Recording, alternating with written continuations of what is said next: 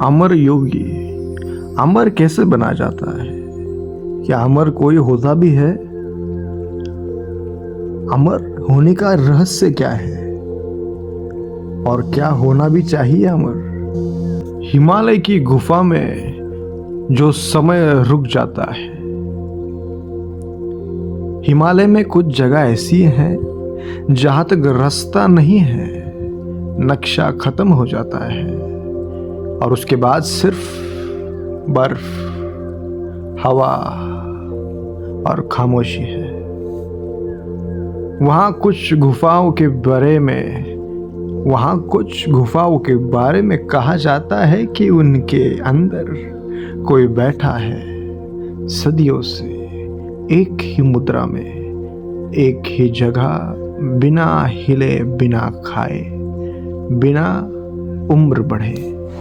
लोग उन्हें देख नहीं पाते क्योंकि वो दिखना नहीं चाहते, लेकिन जो भूल से मिल जाते हैं वो एक ही बात बताते हैं, उनकी आंखों में उम्र नहीं थी। तुमने शायद सुना हो महाअवतार बाबा जी का नाम। कहा जाता है वो सदियों से एक ही शरीर में है, ना बीमार होते हैं ना बूढ़े होते हैं। उन्होंने ना किसी से जन्म लिया, ना मौत उन्हें छू पाई। लोग इन्हें कहानी समझते हैं, लेकिन आज मैं तुम्हें वो टेक्निकल हिस्सा बताऊंगा जो योग शास्त्र कहता है, जो तंत्र कहता है कि ये कैसे पॉसिबल है। और जब तुम सुनोगे तुम लगेगा ये फिक्शन है, लेकिन हर फिक्शन के पीछे कभी कभी एक भुला हुआ विज्ञान छुपा होता है। योग शास्त्र एक चीज कहता है जो मॉडर्न साइंस अभी तक पूरी तरह समझ नहीं पाई। तुम्हारा शरीर के सबसे ऊंचे चक्र में सहस्रा सर के टॉप पे एक बिंदु होता है, एक अमृत की बूंद। ये बूंद कहाँ जाता है, हर पल थोड़ी थोड़ी टपकती गिरती रहती है नीचे मणिपुरा चक्र तक, जहां तुम्हारी अग्नि, तुम्हारी डाइजेस्टिव और जीवन शक्ति की आग उसे जला देती है। हर गुस्सा, हर डर, हर लालच, हर विचार जो तुम्हें बेचैन करता है, वो इस अमृत को और तेजी से गिरने देता है। और ये पूरी बूंद जब गिरी जल जाती है तब शरीर बिल्कुल खत्म हो जाता है। इसी को हम मौत कहते हैं। योग कहता है उम्र बढ़ना, बीमार होना, कमजोर होना, ये सब एक ही बूंद के धीरे धीरे खत्म होने का असर है। अब सवाल ये है, अगर ये बूंद रोकना पॉसिबल हो, अगर कोई इस अमृत को गिरने से, जलाने से बचा ले, यही राज है जो हिमालय के योगी कहते हैं उन्हें मिल गया। और जो ज्ञानी है, जो एनलाइटेड है, जो बुद्ध है, उसे तो सब कुछ पहले ही मिल गया है। सोचो, एक मोमबत्ती अगर तुम उससे दोनों तरफ से जलाओ वो जल्दी खत्म हो जाएगी। अगर सिर्फ एक तरफ से जलाओ धीरे जलेगी, और अगर उसे जलाओ ही ना तो सिर्फ रोशनी हो, आग ना हो, तो वो कभी खत्म ही नहीं होगी। नॉर्मल इंसान अपनी मोमबत्ती को हर तरफ से जला रहा है। हर डिजायर, हर डर, हर गुस्सा, हर बेचैनी, ये सब अलग अलग जगह से आग लगा रही है। इसलिए 70 से 80 साल में शरीर खत्म हो जाता है। लेकिन कहा जाता है कि कुछ योगी गहरे समाधि में, गहरे ध्यान में अपनी सारी आग एक जगह ले लेते हैं। बाहर कुछ नहीं चलता, ना डिजायर, ना डर, ना विचार का शोर, सिर्फ अंदर एक बहुत ही धीमी नियंत्रित रोशनी जलती रहती है।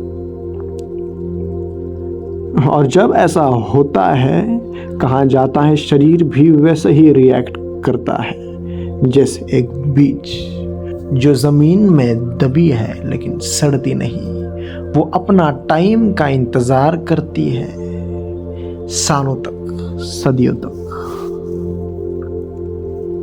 ये सुनो, कुछ एडवांस्ड योगी जब गहरी समाधि में जाते हैं, उनकी धड़कन इतनी धीमी हो जाती है, उनकी सांस इतनी हल्की हो जाती है कि बॉडी बाहर से ऑलमोस्ट रुकी हुई लगती है। वेस्टर्न साइंस ने भी कुछ ऐसे ही केस ऑब्जर्व किया, जहां डीप मेडिटेटर्स का मेटाबॉलिज्म इतना गिर गया कि उन्हें क्लिनिकल ऑलमोस्ट सस्पेंडेड जैसा दिखा गया। योग कहता है यही राज है, जब शरीर अंदर से इतना शांत हो जाता है कि टाइम उस पे पकड़ ही नहीं बनाता, तब वो शरीर नॉर्मल लॉजिक से बहुत ज़्यादा सालों तक वैसे ही रह सकता है। लेकिन यहाँ एक सवाल आता है जो ज़्यादा खतरनाक है। अगर ये सच है, अगर कोई इंसान अपनी सारी आग, अपनी सारी लीकिंग रोक सकता है, तो वो करता कौन है? ये सिर्फ जीने के लिए, सिर्फ उम्र रोकने के लिए? योगी कहते हैं नहीं, असल मकसद अमर होना नहीं है।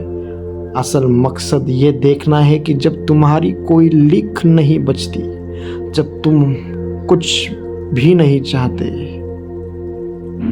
डर नहीं रहता, कुछ सोचते नहीं, तब बचता क्या है? और जवाब इतना सिंपल और इतना खतरनाक है कि लोग इसके लिए सालों हिमालय की गुफाओं में बिताते रहते हैं। जब कुछ भी नहीं बचता तो एक ही चीज बचती है, होश, प्योर अवेयरनेस, बिना किसी नाम के, बिना किसी उम्र के। और जब तुम सिर्फ होश बन जाते हो, टाइम तुम्हें पकड़ ही नहीं पाता, क्योंकि टाइम सिर्फ उन्हें पकड़ता है जो बदलते हैं, और जो बदलना छोड़ दे उसके लिए टाइम का कोई मतलब ही नहीं रह सकता। यही राज है जो बाबा जी जैसे कहानियों के पीछे छुपा है। तो असली सवाल ये, अमृत को रोकना सिर्फ कुछ चुने हुए योगियों का राज है, या ये हर इंसान के अंदर ऑलरेडी मौजूद है? योग कहता है हर इंसान के अंदर है। तुमने कभी महसूस किया होगा एक पल जब तुम पूरी तरह शांत थे, ना कोई डिजायर, ना कोई डर, ना कोई विचार चल रहा था? शायद किसी सनसेट को देखते हुए, शायद गहरी नींद से उठे हुए, एक सेकंड के लिए जब तुम्हें अपना नाम तक याद नहीं था। उस पल तुम्हारी लीक रुक गई थी, सिर्फ एक सेकंड के लिए, और वो सेकंड में तुम भी वैसे ही थे जैसे वो हिमालय का योगी हमेशा रहता है। फर्क इतना है, वो उस सेकंड को घंटों तक, महीनों तक, सालों तक खींचता है। तुम उसे सेकंड में खो के वापस अपनी कहानी में गिर जाते हो।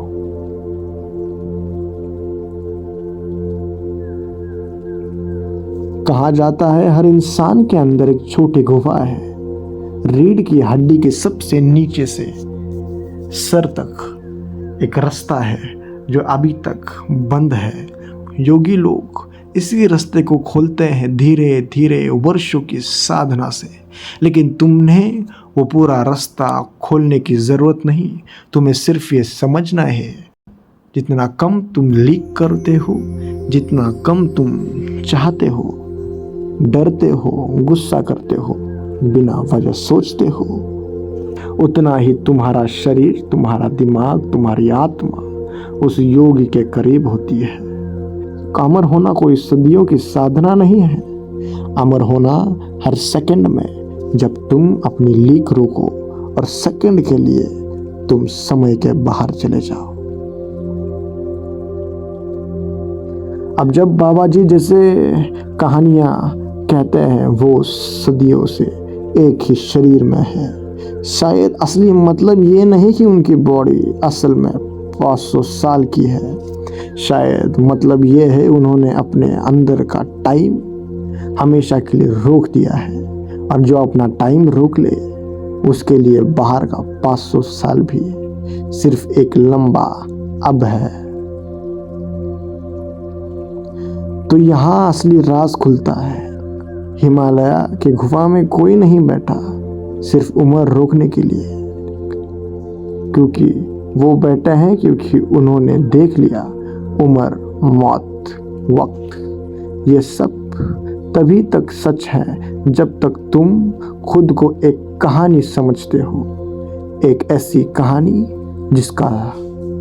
जिसकी शुरुआत है, बीच है और अंत है। जिस दिन तुम वो कहानी मानना बंद कर दो, तुम भी वही बैठे हो जहां वो योगी बैठा है, बिना उम्र के, बिना समय के, सिर्फ होश।